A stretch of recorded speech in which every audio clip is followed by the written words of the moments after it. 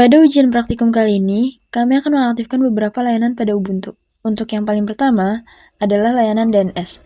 Untuk mengaktifkan layanan DNS ini, langkah pertama yang harus dilakukan adalah memeriksa apakah perangkat lunak bind telah terinstall.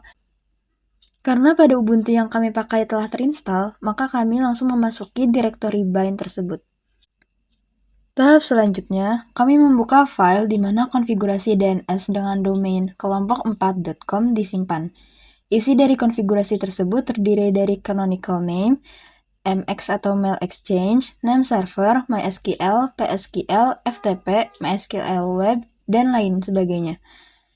Konfigurasi tersebut disesuaikan dengan nama domain dan IPv4 serta IPv6 yang telah ditentukan. Lanjut ke tahap berikutnya, kami membuat file dengan nama db192 dan db2001. File ini berisi record DNS yang sesuai dengan alamat IP yang telah kami tentukan sebelumnya. Hal yang sama berlaku pada file db2001.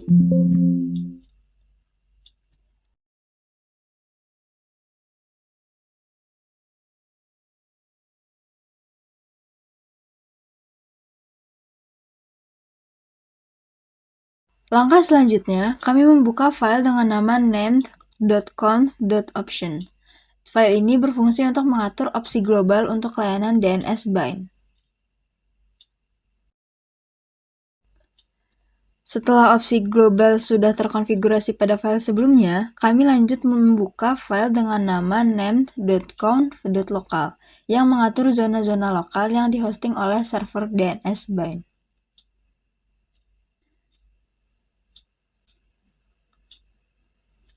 Dengan begitu, konfigurasi layanan DNS telah selesai. Kami dapat merestart sistem bind tersebut dan memeriksa statusnya apakah layanan tersebut berjalan dengan baik.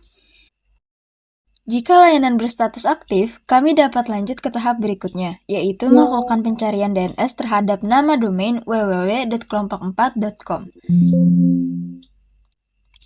Pencarian ini akan melemparkan jawaban berupa informasi terkait entry DNS yang terkait dengan nama host www.kelompok4.com.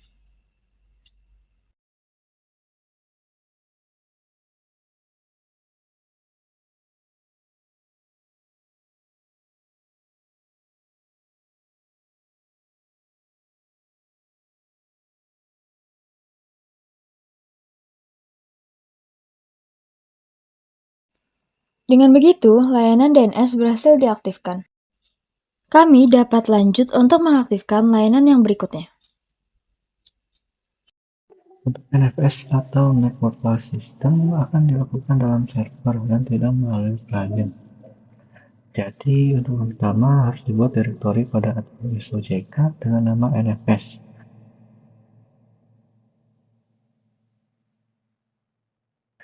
Terlihat bahwa NFS sudah terbuat dan nama NFS terdapat MySQL Web dan PG Web. Dalam masing-masing terdapat indeks PHP. Di sini terlihat bahwa untuk MySQL Web sudah diset dengan heading MySQL Testing dan juga isi-isi dari username dan password MySQL. Karena sudah di-mounting, jika dilihat pada direktori HTML dan MySQL Web, lihat isi yang sama. Dan jika kita mengedit file index PHP pada direktori NFS di admin SOJK, akan berubah juga dalam direktori HTML MySQL Web. Jadi terhubung, terlihat bahwa terhubung, akan diubah lagi. Sudah terkonfirmasi bahwa itu sudah terhubung. Selanjutnya akan menuju direktori PSQL atau PG Web. Ini akan coba masuk cd lalu sudo v index php. Sini sudah diisi oleh port PSQL dan username dan password PS-nya sudah dibuat. Sudah terlihat juga pada directory HTML di pgweb dengan heading for SQL testing dan akan diubah dalam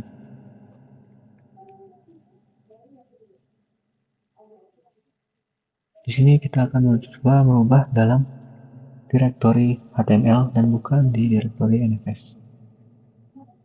Lihat bahwa berubah juga, jadi tidak berpengaruh di mana akan diubah. Semuanya sudah aman.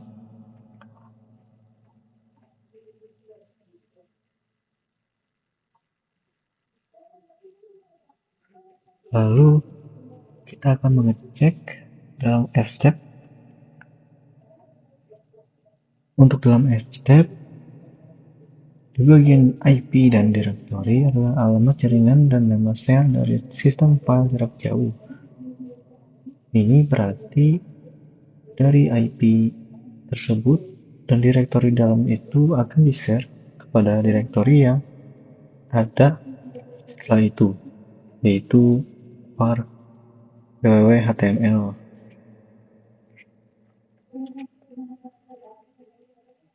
Untuk default snapdev itu adalah opsi untuk pemasangan sistem file default, berarti menggunakan opsi pemasangan standar navdev.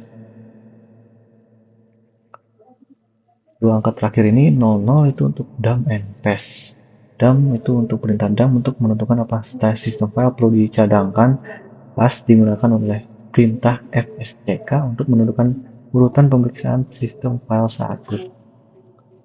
Di 0 itu tidak atau false.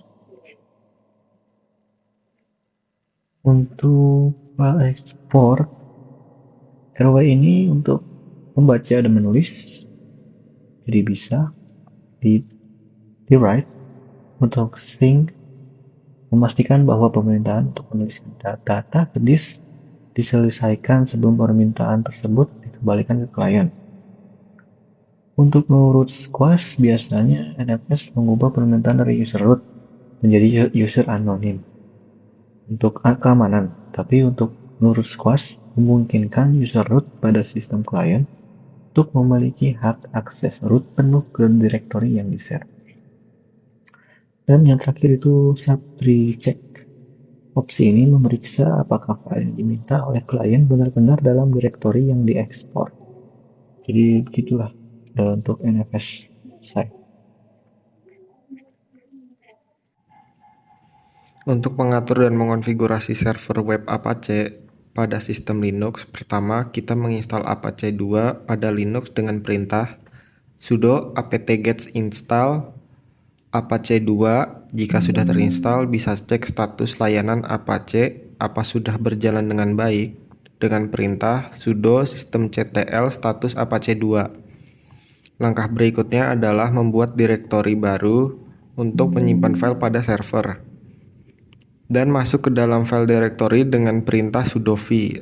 Lalu ganti pada bagian dokumen root sesuai dengan yang kita buat. Dan tambahkan server name untuk menentukan nama utama dari server virtual yang kita buat. Dan server alias untuk membuat nama lain dari server kita. Selanjutnya adalah pengkonfigurasian HTTPS pada domain kami. Untuk mencapai tujuan itu, kita akan melalui proses pembuatan self-send certificate, konfigurasi HTTPS, dan pengaturan redirect menggunakan file htaccess. Kami menggunakan Apache sebagai web server dalam contoh ini. Yang pertama yaitu adalah membuat self-send certificate. Kita menggunakan OpenSSL untuk menghasilkan kunci private dan sertifikat self-send-nya. Lalu mengganti nama domain yang sesuai untuk setiap situsnya. Contoh ini akan membuat sertifikat yang berlaku selama 365 hari. Nanti akan diminta untuk memasukkan beberapa informasi. Informasi yang paling penting di sini adalah common name yang harus cocok dengan nama domainnya. Lalu kita akan mengulangi proses di atas untuk MySQL webnya dengan cara mengganti nama file kunci dan sertifikat yang sesuai. Langkah kedua itu adalah konfigurasi virtual host Apache untuk HTTPS. Dari file konfigurasi ini untuk setiap domain. Kita mungkin memerlukan file baru di dalam directory set available atau mengedit yang sudah ada. Contohnya di sini yaitu adalah pgsql.com dan menambahkan virtual host di port 43 server name PGSQL, dan lokasi letak dokumen rootnya dengan SSL engine on dan lokasi file sertifikat SSL dan kunci private. Ini adalah kunci untuk mengamankan komunikasi antara server web dan browser pengguna. Lalu lakukan hal sama untuk mysql24.com. Terakhir, aktifkan modul SSL dan situs Anda, lalu restart Apache dengan cara A2N mod SSL, A2N site, A2N site, lalu sistem CTL restart Apache 2. Langkah terakhir yaitu mengarahkan semua permintaan HTTPS dan juga HWW ke non-HWW. Kita bisa menggunakan file htaccess dengan cara mengaktifkan modul rewrite pada Apache dengan cara A2N mod rewrite sistem CTL restart Apache 2. Lalu menambahkan file htaccess pada directory web untuk PGSQL dan MySQL webnya. Jika file tidak ada, kita dapat membuatnya dengan file yang berisi rewrite engine on, lalu redirect HTTPS redirect to HTTPS dengan cara rewrite con HTTPS off, lalu redirect www to non www dengan cara rewrite HTTP host www.domainnya. Dengan langkah-langkah ini, kita harusnya bisa berhasil mengonfigurasi HTTPS dengan sertifikat self-send untuk domainnya dan mengatur pengalihan yang diperlukan menggunakan htaccess. Lalu, kita akan menguji konfigurasi yang telah kita terapkan untuk mengecek adanya perubahan. Berikut adalah pengetesan pengkonfigurasian kami.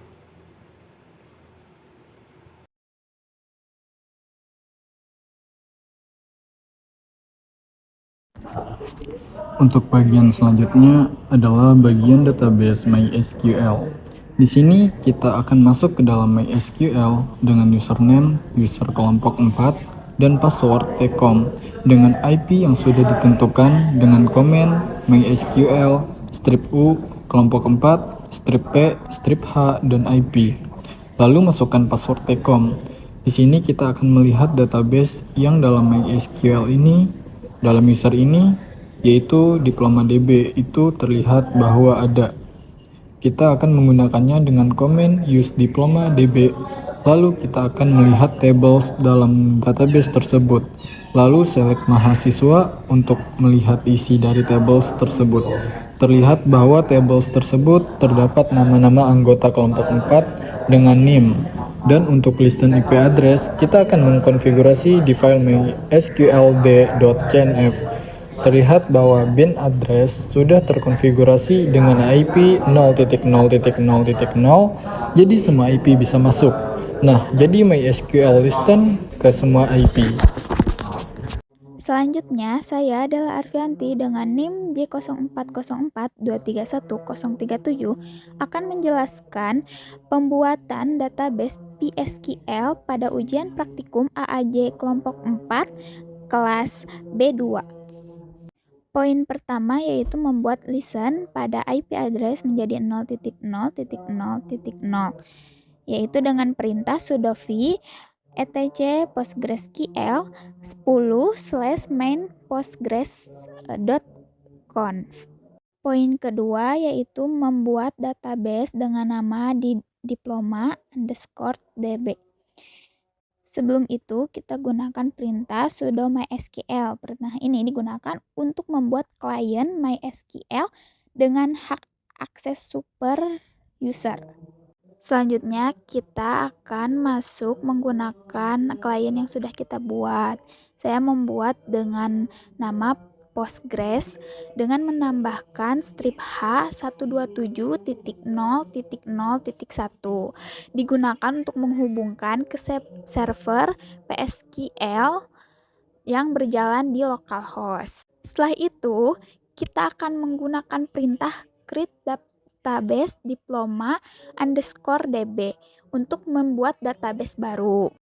Kemudian, poin ketiga, kita akan membuat sebuah user baru dengan username kelompok 4 dan passwordnya tcom di dalam layanan PSQL dengan memberikan perintah create user. Poin keempat, kita akan membuat user yang sudah kita buat tadi agar terkoneksi ke database diploma_db melalui IP address dari web server.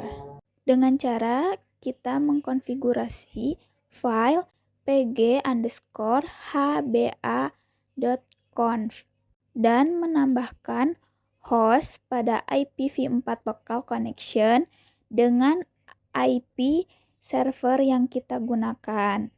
Poin kelima yaitu melakukan import file diploma_db_dummy postgresql.sql ke diploma_db database yang sudah kita buat di poin sebelumnya.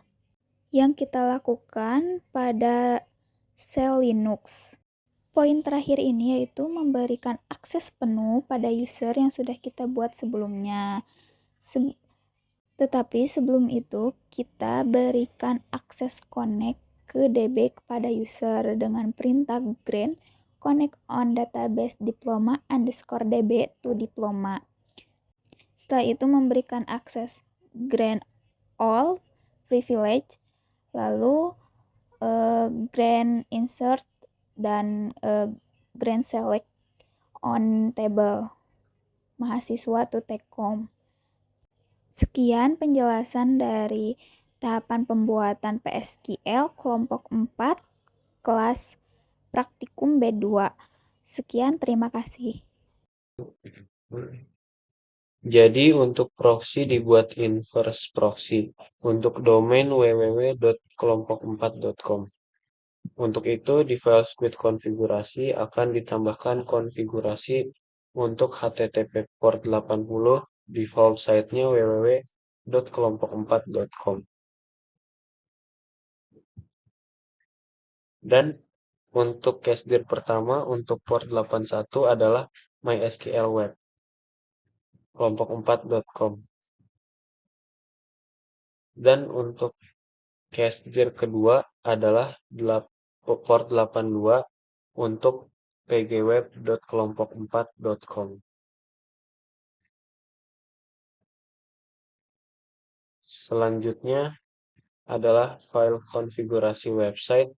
Di konfigurasi pgweb akan diisi port 81 dalam virtual hostnya. Untuk konfigurasi MySQL Web akan diset ke port 82 di virtual hostnya. Jika dites di domain www.kelompok4.com bisa dilihat bahwa setiap kita tes dia akan berubah dari PSQL ke MySQL selalu berputar balik di refresh. Jika di refresh akan dites juga jika masuk ke domain MySQL kelompok4.com dengan jumlah portnya 81 akan masuk ke progress SQL dan kita ke port 82. Ini juga bisa untuk IP address.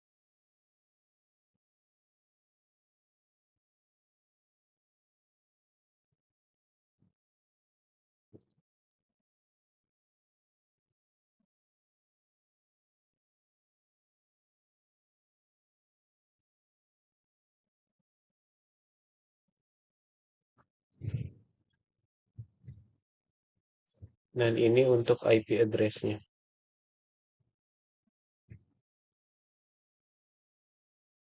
Jadi sekian sudah selesai proxy-nya.